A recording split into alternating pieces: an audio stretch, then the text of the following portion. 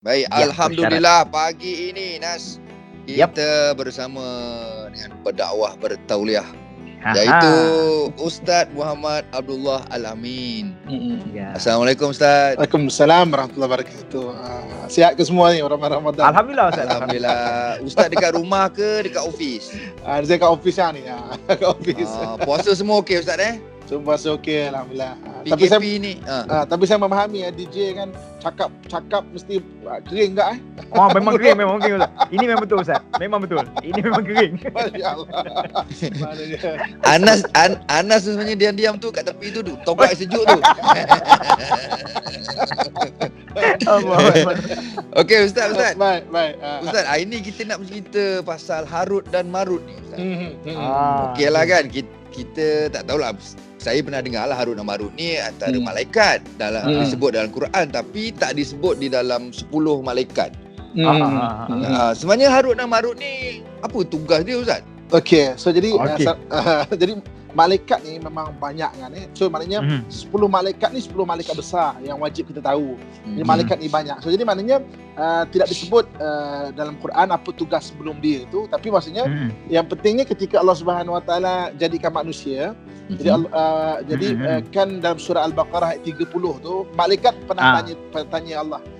Maknanya kenapa nak jadikan manusia akan menumpahkan darah apa semua kan? Yes.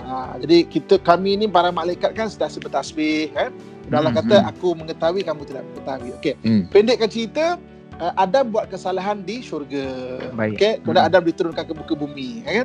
Jadi kemudian lahir anak Adam ni manusia lah kan. Pendekkan cerita anak Nabi Adam Qabil dan Habil berbunuhan. Betul.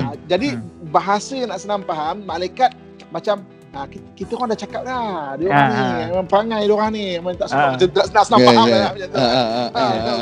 Seronok dia orang macam tu lah kan. Okey. Jadi sampai satu masa Allah Subhanahu Wa Taala maknanya tawarkan malaikat. Okey, macam soalan macam gini nak. Okey, kau ni mengata sangat manusia, bahasa dia macam nak senang faham macam tu kan. Siapa antara kamu ni nak diuji macam manusia? Jadi tu yang tampil dua malaikat namanya Harut dan Marut, tak apa. Maknanya aku nak uji macam manusia. Jadi ujian yang diberikan kepada Harut dan Marut adalah diberi pada nafsu. Jadi mana dia pun diturunkan ke bumi. Jadi bagi nafsu. Jadi malaikat ni kan ilmunya hebat, ilmunya tinggi kan. Semasa kadang dia boleh hilang pling hilang sini. Kemudian pling timbul sana kan.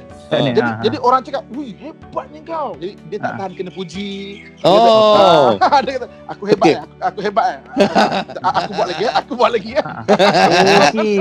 dia jadi riak pula Harut dan Marut dia jadi riak. Dia tak tahan. Dengan nafsu pun dia tak tahan. Akhirnya sampai satu masa manusia mengecek kan. Maksudnya minta macam minta ajarlah kami. Jadi lama-lama kau kan hebat kan. Lama-lama dialah akhirnya antara yang mengajarkan manusia beberapa ilmu ghaib termasuk sihir. Gitu. Jadi sihir ni dibuka rahsia kepada manusia oleh tiga. Satu syaitan, yang kedua Harut, yang ketiga Marut. Jadi tiga. Okey Ustaz. Bila Ustaz cerita pasal bab sihir ni kan, dia yang membenarkan. Kita nak tahu lepas ni Ustaz, kenapa Allah membenarkan atau bagi kebenaran untuk Harut Marut ni mengajar sihir ni? Lepas ni kita sambung Ustaz, boleh Okey, boleh. Okey. So jadi maknanya benda-benda yang macam ini ni maknanya ada ujian untuk manusia. Okey, so macam mana sihir ni boleh berlaku kan? Iaitu dengan sebab usaha. Itu Allah sebut laha makasabat wa alaiha maktasabat. Usaha baik Allah akan benarkan, usaha jahat pun Allah benarkan. Jadi maknanya kenapa orang sihir itu boleh berlaku apabila dia ada usaha. Manalah dia menggentil lah benda-benda hegil contoh kan. Usaha tu Allah benarkan. Sebab itu macam dalam hidup kita ni, kita disuruh ada amalan. Jadi maknanya katakanlah satu orang tu sihir kita hegil dan kita ada amalan juga. Allahu la ilaha illa huwal hayyul qayyum, betul kan? Ayat kursi. Bila usaha jahat bertemu usaha baik, maka Allah akan menangkan usaha baik. Jadi yang penting usaha tu. Usaha tu Allah benarkan. Okey. Sebab kita duk terfikir juga kan, kalau Antara macam sihir-sihir ni. Yalah, sihir-sihir ni kan mudarat pada orang yang kena kan, Ustaz kan. Cuma kadang kita ni sebagai manusia duk terfikir kan, benda yang tak baik ni kenapa Allah masih izinkan juga kan.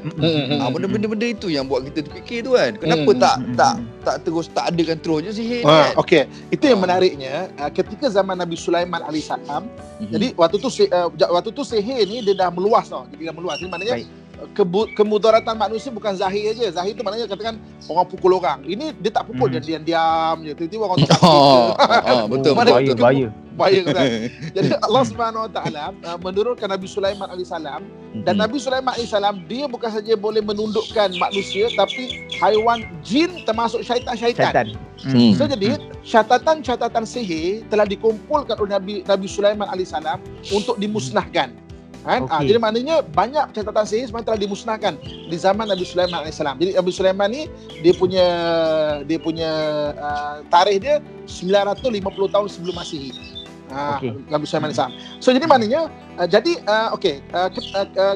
kenapa orang Yahudi beria-ria nak menggali bawah Masjid Aqsa?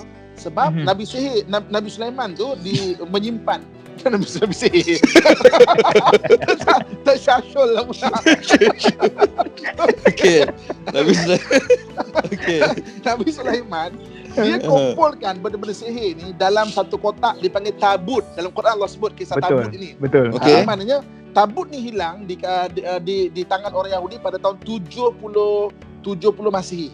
Jadi maknanya sebab itu ketika sekarang ni mereka dapat buat negara, mereka cuba gali seluruh tempat untuk mencari tabut ini. Dan setakat ni mereka tak jumpa lagi. Setakat ni semua tempat. Okey, saya nak tunjukkan sikit ini buku yang saya dapat daripada Palestin 4 jilid tau. Ini adalah ekologi punya maknanya penggalian. Orang Yahudi telah gali seluruh negara Palestin kecuali bawah Masjid Aqsa je belum lagi. Tak dapat lagi. Sebab tu mereka cuba untuk menggali. Jadi pada mereka nak mencari tabut, dan mereka percaya bahawa tabut tu ada dekat bawah Masjid Aqsa. Itu yang menarik dia tu.